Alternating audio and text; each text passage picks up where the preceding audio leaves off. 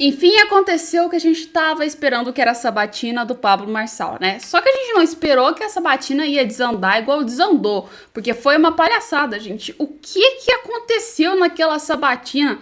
O Pablo Marçal só faltava declarar apoio pro Guilherme Boulos. Vou falar pra vocês, eu não imaginava que isso iria acontecer. Literalmente eu não imaginava.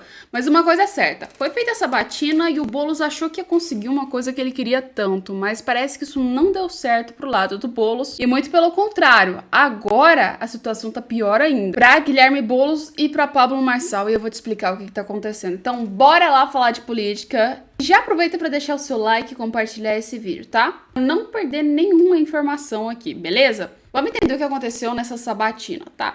A gente começou com uma sabatina que era completamente tranquila, por incrível que pareça. O Pablo Marçal não falou de tema polêmico, a gente não viu o Pablo Marçal atacar Guilherme Boulos de jeito nenhum, muito pelo contrário, parecia que estava apoiando o Guilherme Boulos.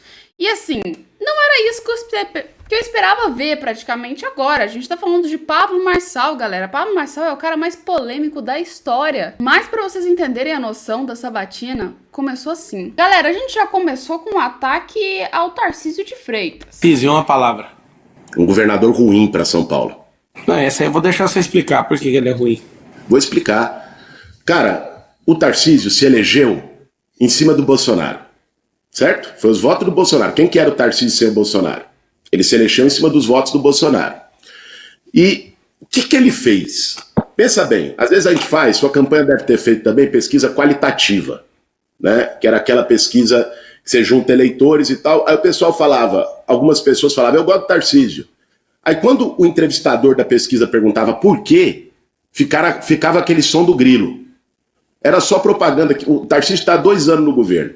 O que ele fez foi vender a Sabesp, num negócio perigoso que pode virar Enel da água agora.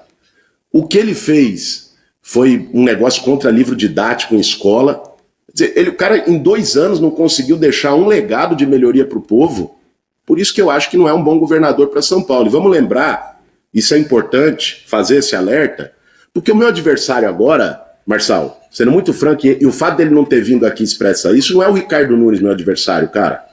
Ricardo Nunes é um fantoche, é um cara inseguro e tal. Não vou usar palavras aqui, até porque você aí insistiu pra gente não fazer uma conversa de ataques.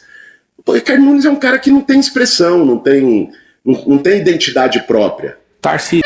Gente, vou te falar, não dá pra negar que o Tarcísio com certeza conseguiu entrar com os votos do Bolsonaro pela fama do Bolsonaro. Mas depois que entrou, fez um trabalho excelente em São Paulo. Falar que o Tarcísio fez um trabalho ruim aí é mentira, gente.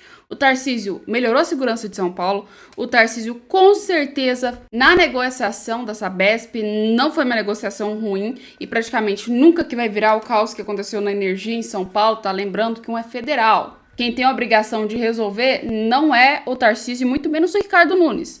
É a federação. E outra coisa a gente vê com as falas do Bolo, o desespero na alma da pessoa. Porque você aparecer em uma sabatina que é feita pelo adversário, no qual divulgou um laudo falso seu falando que você usava coca, ai meu anjo, aí é desespero total. E é o que eu te falo. O Nunes não é bom, mas o Boulos é pior. Vou te falar que, assim, independente do que aconteça, votar no Guilherme Boulos, eu acho que ia dar um caos para São Paulo. Embora que São Paulo já esteja bem ruim, mas eu acredito que pode piorar com o Guilherme Boulos. Mas, assim, no meio dessa batina também veio várias outras coisas com questão, principalmente sobre quem o Pablo Marçal iria votar. Chegaram pro Marçal e falaram, e aí, cara, vai ser Boulos ou vai ser Ricardo Nunes?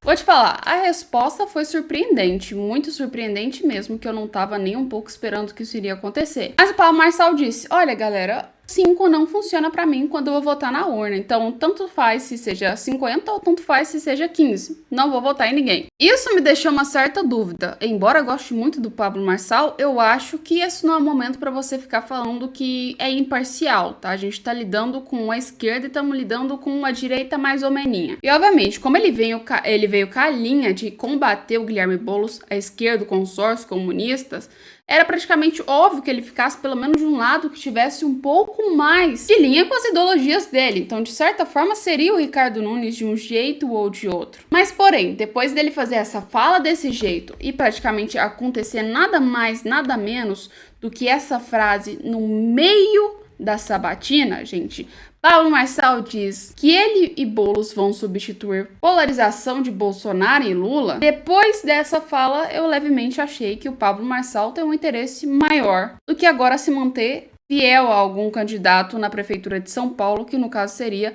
ao Ricardo Nunes. Pelo que eu tô entendendo, o Pablo Marçal, ele quer substituir o Bolsonaro, ele quer ser uma nova versão da direita, ele quer ser o Bolsonaro, só que um Bolsonaro atualizado. Mas se continuar do jeito que tá indo, igual agora no final o Pablo Marçal vem fazendo, dando esse passada de pano aí pro Guilherme Boulos, não vai conseguir. Sinto muito, Pablo Marçal se manteve muito firme durante a campanha, porém agora parece que desde quando aquele laudo foi divulgado, ele tá se autodestruindo politicamente. Se o objetivo dele é ser candidato, ele precisa mudar a linha. E por um lado foi interessante a sabatina, porque manteve a promessa de que seria uma coisa sem ataques.